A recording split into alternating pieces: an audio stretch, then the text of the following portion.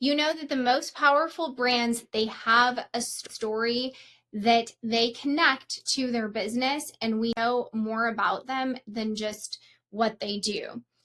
This is why it's going to be so critical for you to be able to tell your backstory and how you got to where you are today. You can use these AI prompts here and answer these questions. Don't think too hard about it. Just answer based on your life experience, and then it will compile the backstory for you at the end, okay? And see what this comes up with for you. And then ask yourself, is this being communicated in my online presence? And if it's not, then this is a good starting point. Here's one of my one-on-one clients. This is Tanner, and this is his story. He was a teacher, and then he became a real estate investor, and he feels so passionately about real estate, not because of real estate, but because of what it can do for you, the freedom that it can give you. And this is why he travels all the time now, because he has the freedom, the ability to do that. He also likes to create homes, the ability for people to get into homes that maybe couldn't otherwise do so.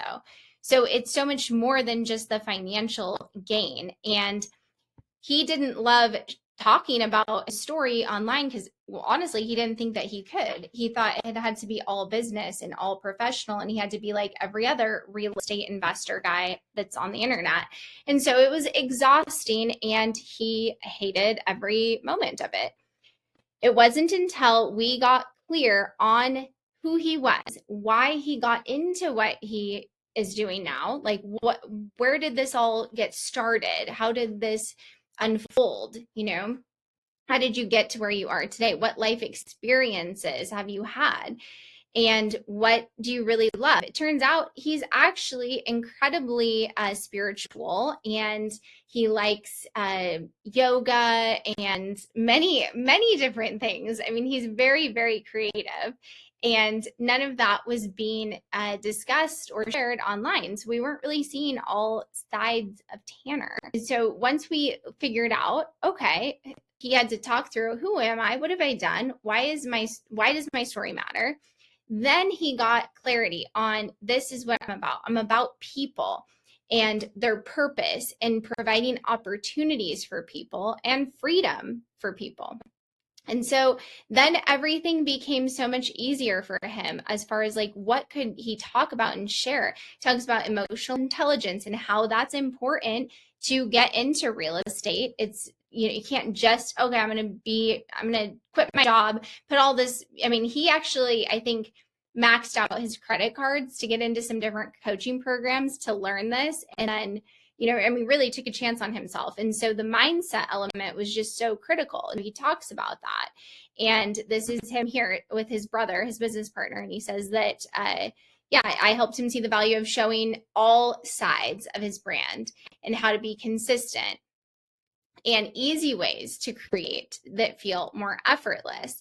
As a result of this, he has connected with so many people, and it's opened so many doors. And he's been able to raise over $1 million private capital for his business. And he also attracted some top talent for the business, and that's their operations director. And so, I mean, lots of opportunities have opened up for him. He's been invited to different events and podcasts and all kinds of things. And I was just talking with a client about this earlier, and it's not that you are procrastinating usually, it's that you are out of alignment. And so when you are trying to do things that don't feel right and they're not in alignment with your mission, then it's going to be very hard. So when you're trying to be when you're not online, even just ever so slightly, then it's very, very hard to be consistent with that because you don't enjoy the process of creating.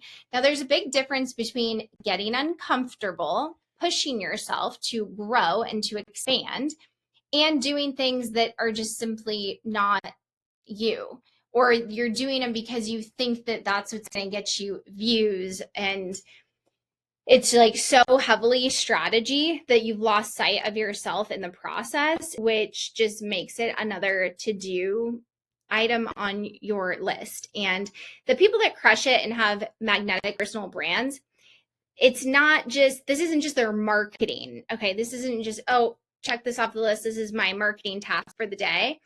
No, this is a true connection, a relationship with your followers that is deep and meaningful. That's the difference. Anybody can make a post, anybody can hire a team, anybody can put stuff out there on the internet, and it could do well. If you want magnetism and you really want to have just a brand that impacts lives and is like a movement maker, that is going to require a new level of intention from you. And you've got to build some deeper relationships with your audience.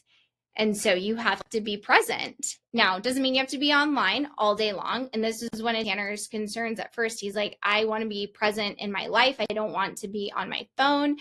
How can I even do this? The people that are crushing it are on their phone all the time. No, he learned all different kinds of strategies on how he could avoid that and effortlessly create through podcasting and through making a 5-minute video a day and then putting his phone down. And then at the end of the night, spending 10 minutes to engage with his audience. Like, it's very, very simple and easy to do. You just need systems, you need accountability, and you need alignment. So if you want to gain more clarity on this and you want to have an audit with me where I can really dive deep with you for an hour and we can figure out, okay, what should we be talking about and how can you talk about it in your short form content?